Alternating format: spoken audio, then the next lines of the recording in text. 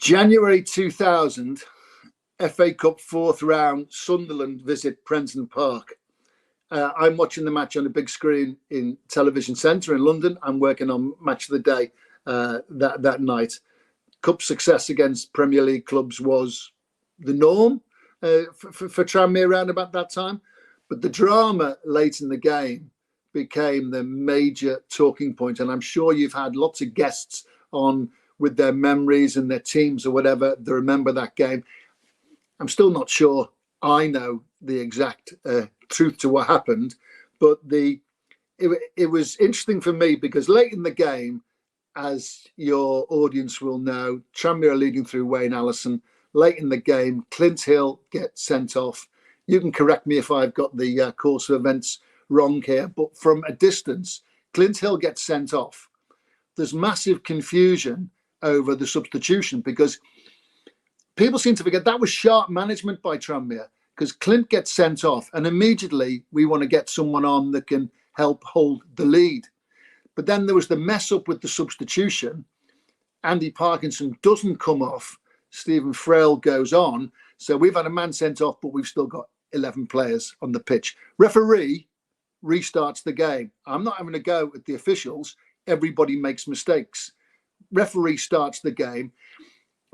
It's all kicking off on the. Can you imagine Peter Reid, Adrian Heath, John Aldridge, the two dugouts will have been absolutely going at it because the referee. I mean, the fourth official must have got absolutely battered that day. It's bedlam. Anyway, Stephen Frail goes on. He actually heads a free kick away. To my memory tells me. Anyway, so it all kicks off, and then we win 1-0. So I'm working on Match of the Day. I always would try and be fair and balanced, especially when it came to matches involving Tranmere. In fact, I would admit to possibly sometimes maybe overcompensating because I really didn't want to appear biased one way. So maybe if I ever overcompensated, well, I overcompensated, whatever. And so how are we going to deal with this? So I found John Motson, God rest Motty's soul, who we all miss. Motty was on commentary duty. So I phoned Motty straight after the game and say, so what happened? And he says, Motty's commentary, actually, if you listen back to it, Motty's commentary did speculate whether Tranmere had broken the rules. Speculated. But there was debate about what had happened. So I phoned Mott and said, what happened? And he said, well, after the initial craziness on the touchline, he said Sunderland accepted the defeat in good grace. And he said they were okay about it. They seemed to accept that these things happen and it was a mistake. So that's the tone that I took. Can't remember who the pundits were on Saturday night. Can't remember, no idea. That's the sort of tone I took, that Sunderland had accepted the defeat with dignity and good grace, and on we go. Next morning, phone goes. Peter Reid on the phone next morning. Can you imagine the language? You biased, you bleep, bleep, bleep, bleep, bleep, biased, what are you doing? Biased, whoa. He's going crazy. Reid's going absolutely crazy. So I took a big deep breath and said, hey, okay, come on. I said, I will look back at what was said, because sometimes on a program you can't remember exactly what you said. It's like sort of, it's there, it's gone, bit of a, not a blur, but you can't remember exactly every word or every sentence you said, whatever. I said, I'll tell you what I'll do. I said, I'll watch it back. And I said, if I feel as though I was biased, I said, I'll come and apologise to you. I said, but I'm not doing this over the telephone. I said, I'm going to come and see you. We're going to sort this out. So next on the Monday morning, I drove to Sunderland's training ground, and I'd phoned Motty again. I'd sort of taken stock of what I thought the situation was. The FA were conducting their inquiry, so I was confident in what we had said. So I drove up to Sunderland, and they're training on the far side, and I'm walking towards him, and I can see him, and gesticulates quite forcibly. Go and wait in there. Gesticulates to like a little office. You can imagine Peter Reid is like a passionate man, passionate guy. And I knew him, of course, from his Everton days. And sort of, it's not that I didn't know him. I knew him well, but biased this. But, oh. So go and wait in there. Next minute, strides in. He's got one of those massive big coats on, the big manager puffer jackets and a bubble hat and whatever. He comes charging and he went, and what have you got to say for yourself? So I took a big deep breath and said, look, crazy situation. Officials got the substitution wrong.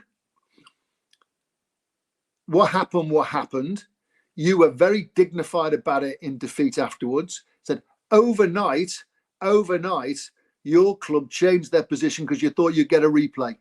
So I said, you were very dignified at first, thought you'd get a replay overnight, so you changed your position. And now it's all about whether you can get a replay. But that's what happened. I'm happy with what we said at the time, and that's my defence. So he went, okay then, that's your opinion. Let's go and have a pint. And we went and had a couple of pints, and that was it. It was over. FA inquiry exonerated Tranmere completely. Said the referee and the officials had got the substitution wrong. Everyone makes mistakes. Everyone makes mistakes, honest mistakes or whatever. But that Sunderland FA Cup tie sticks in my memory. And that year, of course, I mean, we beat Fulham in the next round. I think we then lost to Newcastle in the quarterfinals. The League Cup final would have been just after that. And another thing with this is when we discuss these games, you could pick all manner of games, couldn't you? You can pick all manner of games down the years and in subsequent years. When we won at Everton, then lost to Liverpool some years later. But beating Premier League clubs and having runs to Wembley and stuff like that, it was heady days for the club, and just part of the great chapters of this football club. But I remember that phone call from Peter Reid, and I remember that pretty clearly. And in fact, haven't spoken to him about it subsequently. Maybe that will be a discussion point further on. Sunderland were very, very unhappy, and they really felt as though we had taken advantage of the situation. The FA ran an inquiry, and they completely exonerated us. And I think the officials had to take the responsibility, which duly was the case.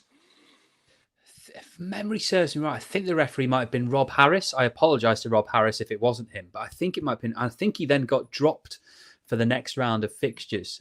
It was utter chaos, wasn't it? We've had Clint on here.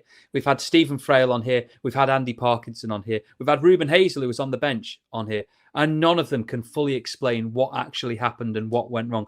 The only theory I can come up with... I'm pleased. And they were closer to it than I was. So I'm pleased they can't fully explain it. The only theory I can think of is that the fourth official read the 6 and the 9 upside down, because Parky would have been 9, Clint would have been 6, and he just put the wrong number on the board. And that's the only theory I can come up with. But I like you say, I remember Peter Reid doing his Match of the Day interview afterwards and being really, as you say, magnanimous about it. Yeah. Basically saying Tranmere were the better team on the day, Tranmere won. And obviously then, as you say, things happened overnight. But I do wonder what would happen if that situation arose now, nearly 25 years later, because we, not regularly, but we do see clubs kicked out of cup competitions for fielding ineligible players for just 3 or 4 minutes coming on as a sub or whatnot. I wonder if the same decision would be taken in this day and age. The way I view it, Matt, is this: as had the referee awarded a goal that hadn't crossed the line, had he missed an absolute blatant handball, the officials made a mistake. They made a mistake in the way the substitution was administered, as you say, with the numbers or whatever. It was crazy. It was absolutely crazy what was going on in the dugouts at the time. I think the same decision probably should stand as it is now, because they officials made a mistake. That happens.